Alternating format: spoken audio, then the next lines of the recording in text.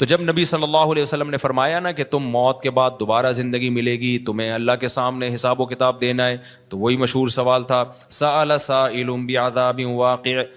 اللہ فرماتے ہیں یہ لوگ آپ سے پوچھتے ہیں وہ کب واقع ہوگا، جو عذاب واقع ہونے والا ہے اس کے بارے میں ایک سائل نے پوچھا. اللہ فرماتے ہیں واقع کب ہوگا یہ تو میں نہیں بتاؤں گا، میرا اصول ہی نہیں ہے کہ میں قیامت کا علم بتا دوں، لیکن اتنی بات ہے للکافرین لیس لہ دافع. جو بھی اللہ کا منکر ہے، اللہ کو نہیں مانتا، اللہ کے حکام کو فالو نہیں کرتا، جب وہ عذاب آئے گا تو دنیا کی کوئی طاقت اس عذاب سے ان کو بچا نہیں سکے گی. تعرج الملائکۃ والروح الیہ فی یوم کان مقدارہ 50,000 سنہ. 50,000 سال کا ایک دن ہوگا. کہیں 1,000 سال اللہ نے ذکر کیا میدان حشر کے بارے میں، کہیں 50,000 سال. تو علماء نے بیان کیا یہ لوگوں کے حالات کے حساب سے ہوگا. یہ ٹائم کے جو یونٹ ہے نا یہ ہر ایک کے حق میں مختلف ہوتے ہیں. دیکھو جب ہم پیدا ہوئے تو ہم کائنات کو بننے کے اربوں سال کے بعد پیدا ہوئے ہوں گے نا، تو کیا ہمیں انتظار کرنا پڑا؟ بولو نا کیا ہو گیا؟ اگر ہمیں اللہ انتظار کرواتا ابھی تم عالم ارواح میں ہو 1 ارب سال کے بعد تمہارا نمبر آئے گا، تو میں تو بوریت سے مر چکا ہوتا. کیا خیال ہے بھائی؟ جہاں فلائٹ 1 گھنٹہ لیٹ ہو جائے انتظار میں آدمی ٹینشن میں چلا جاتا ہے.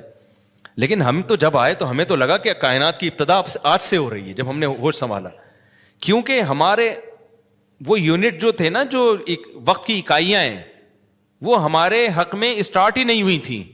تو اسی طرح مرنے کے بعد جو مردے کے لیے جو ٹائم کے یونٹ ہے نا وہ چینج ہوتے ہیں. ورنہ جو مردہ بیچارہ 20,000 سال پہلے دفن ہوا ہے وہ تو قبر میں کوئی عذاب نہ بھی ہو رہا، وہ تو پڑے پڑے ہی بور ہو گیا ہوگا کہ اللہ قیامت لیا، میں تو ٹینشن میں آ گیا ہوں، 20,000 سال ہو گئے مجھے.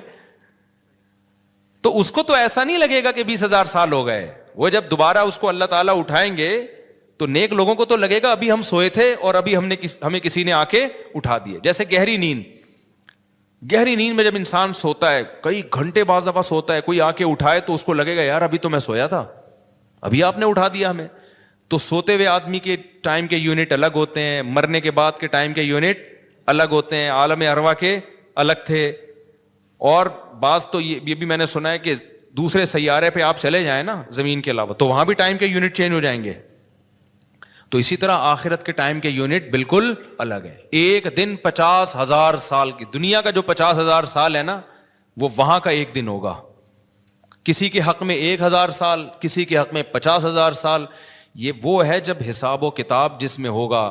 تو اللہ نافرمانوں کو عذاب سے پہلے نا حساب و کتاب کا عذاب دیں گے. اللہ ہم سب کو اس عذاب سے محفوظ رکھے، جس کو قرآن نے ایک جگہ بیان کیا یجعل الولدان شیبا، وہ ایسا دن جو بچوں کو بوڑھا کر دے. ایسا دن یفر المرء من اخیہ، انسان اپنے بھائی سے دور بھاگے. اس لیے بڑے بڑے اللہ والے وہ جہنم سے زیادہ پناہ مانگا کرتے تھے میدان حشر کی سختیوں سے. جہنم تو اس سے زیادہ سخت ہے، لیکن میدان حشر کوئی کم چیز نہیں ہے، وہ کوئی کم عذاب نہیں ہے. تو اللہ فرماتے ہیں کہ 50,000 سال کے برابر ایک دن ہوگا. فاصبر صبرا جمیلا انہم یرونہ بعیدا. جب مشرک بار بار کہتے بھائی چھوڑو ابھی لے آؤ نا ابھی لے آؤ، تو نبی صلی اللہ علیہ وسلم کو پریشانی ہوتی کہ بھئی اللہ وقت بتاتا کیوں نہیں ہے، بتا دے تاکہ میری جان چھوڑیں یہ لوگ. تو اللہ نے پیغمبر صلی اللہ علیہ وسلم کو تسلی دی فاصبر صبرا جمیلا، اے نبی آپ صبر جمیل کریں. صبر جمیل وہ صبر ہے جس میں ذرا بھی شکایت نہ ہو. انہم یرونہ بعیدا، اے نبی یہ لوگ سمجھتے ہیں اس کے آنے میں بہت ٹائم ہے، لاکھوں کروڑوں سال ہیں. ونراہ قریبا، جبکہ ہم دیکھ رہے ہیں بس آنے والی ہے. کیوں؟ جب آپ مر گئے نا، ابھی دیکھو ہو سکتا ہے 1,000 سال باقی ہوں قیامت آنے میں، ہو سکتا ہے 20,000 سال باقی ہوں، لیکن ہمارے مرنے کے بعد ہمیں نہیں لگے گا 20,000 سال. ہمیں تو ایسا لگے گا ابھی ہم مرے تھے اور اتنی جلدی اللہ نے قیامت قائم کر لی. تو ہمیں تو اپنی موت کے حساب سے چلنا ہے بھائی. ہمیں کیا پتا کہ ہمیں کیا کرنا ہے اس سے کہ 50,000 سال بعد قیامت آئے یا 1 کروڑ سال بعد آئے. جب ہم مر گئے تو ہماری قیامت واقع ہو گئی ہے، ٹائم کے یونٹ ہمارے حق میں چینج ہو جائیں گے. تو اس لیے اللہ کہتے ہیں انہم یرونہ بعیدا، اے نبی یہ سمجھتے ہیں بہت بعد میں آئے گی قیامت. ونراہ قریبا، ہم تو دیکھ رہے ہیں کب ہے، بالکل قریب ہے، کوئی زیادہ ٹائم نہیں ہے. یوم تکون السماء کالمہل، اللہ فرماتے ہیں جس دن آسمان تیل کی تلچھٹ کی طرح ہو جائے گا، ایسے پگھل جائے گا آسمان. اتنی بڑی تباہی آنے والی ہے اس کائنات پہ جس پہ ہم فخر کر رہے ہیں، اس یہاں کے شاپنگ سینٹروں پہ فخر کر رہے ہیں. میں بھی ایک پروگرام میں گیا نا اسلام آباد میں بڑا زبردست پروگرام تھا, بڑے بڑے تاجر آئے ہوئے تھے, تھوڑا سا موٹیویٹ کرنا تھا لوگوں کو تاکہ پیسہ کمائیں. تو یہ تو اچھی بات ہے, اسلام تو آپ کو بزنس کا پیسہ کمانے کا حکم دیتا ہے تاکہ ہم بھکاری پن سے نکلیں. بھکاری پن کو تو پسند نہیں کیا گیا نا, ایک شخص بھیک مانگتا ہے, نبی نے اس کو پسند نہیں کیا, تو پوری قوم پورا کنٹری بھکاری بن کے IMF کے سامنے کشکول لے کے کھڑا ہوا ہو تو ہمارے نبی اس کو پسند کریں گے کہ کوئی مسلمان قوم ہو اور قومی سطح پہ بھکاری بن چکی ہو. تو یہ علماء کی ذمہ داری ہے لوگوں کو پیسہ کمانے کی ترغیب دیں, بزنس کی طرف لے کر آئیں, یہ مذہبی ذمہ داری ہے. تو میرا اس میں کوئی کمیشن نہیں تھا, میں گیا, میں نے تقریر کی, لیکن ایک چیز کا مجھے اندازہ ہوا کہ یار ایک چیز یہاں پیدا ہو رہی ہے, پیسہ کمانے کے ساتھ پیسے کی محبت بھی آ رہی ہے.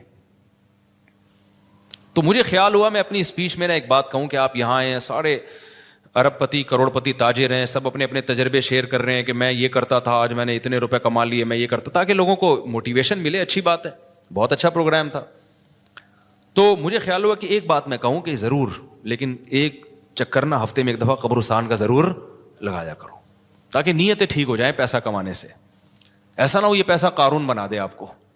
تو ایک دفعہ ایسا کیا کرو, جیسے یہ پروگرام ہو رہا ہے بڑا زبردست, لوگ آ رہے ہیں, ایوارڈ مل رہے ہیں, اور تو یہاں سے نکل کے, لیکن میں نے کہا نہیں, میں نے کہا یہ ان کے مینٹل لیول سے نا اوپر کھینچی, ہر چیز ہر جگہ کہنے کی نہیں ہوتی. یہ کہیں گے مفتی صاحب رنگ میں بھنگ ڈال کے چلے گئے, اچھا بھلا ہم دیکھ رہے تھے اتنے کروڑ پتی لوگوں کو سن کے ہمیں بھی خواب آ رہے تھے, کل ہمارے پاس لینڈ کروزر ہوگی, 4 شادیاں ہوں گی, اور پیسہ ہوگا زبردست, یہاں جائیں گے وہاں جائیں گے. یہ مولوی نے آ کے یہاں بھی کیا کر دیا, قبرستان کی باتیں شروع کر دی. تو وہ مناسب نہیں تھا, لیکن دل چاہ رہا تھا کہ میں ان سے کہوں اگلا پروگرام وہ بول دوں گا کہ بہت زبردست پیسہ کمائیں, ایک دفعہ جا کے قبر میں جو آپ سے پہلا کما کے چلے گئے ہیں نا پہلے کما کے, یہ یوٹیوبرس تو یہاں آ رہے ہیں اپنا ایکسپیرینس شیئر کر رہے ہیں, میں ایسا کانٹینٹ بناتا ہوں اور میں ایسے محنت کرتا ہوں. اچھی بات ہے, مجھے بڑی خوشی ہو رہی تھی, تھوڑی سی امیدیں ہوئیں کہ شاید پاکستان اب شاید اچھی سمت میں جانا شروع ہو جائے. تو مجھے ان پہ وہ کوئی نہیں, وہ تو بہت اچھا کر رہے تھے, بلکہ یہ تو ایک ظرف کے بڑے ہونے کی بات ہے کہ آپ بتائیں کہ میں نے پیسہ ایسا کمایا, ورنہ لوگ بتاتے ہیں کہاں ہیں. مجھے ان یوٹیوبرز میں خوشی ہو رہی تھی, وہ بتا رہے تھے ہم نے یہ کانٹینٹ بنایا, ہم نے ایسے چینل بنایا, اتنے پیسے کمائے. تو اچھی بات ہے, شیئر کرو یار تاکہ لوگوں کی غربت ختم ہو, وہ بھی کریں یہ کام. لیکن ساتھ ساتھ ایک بات, یہ پیسہ آپ کو سلیمان علیہ السلام جیسا بھی بنا سکتا ہے, اور قارون اور فرعون جیسا بھی, ابو بکر عثمان جیسا بھی بنا سکتا ہے, اور ابو جہل جیسا بھی بنا سکتا ہے. کیا خیال ہے, یہ سارے پیسے والے لوگ تھے نا. تو آپ پیسہ کما کے سلیمان علیہ السلام جیسے شکر گزار بن جاؤ, عثمان ابن عفان جیسے غنی بن جاؤ, عبد الرحمن بن عوف جیسے بن جاؤ.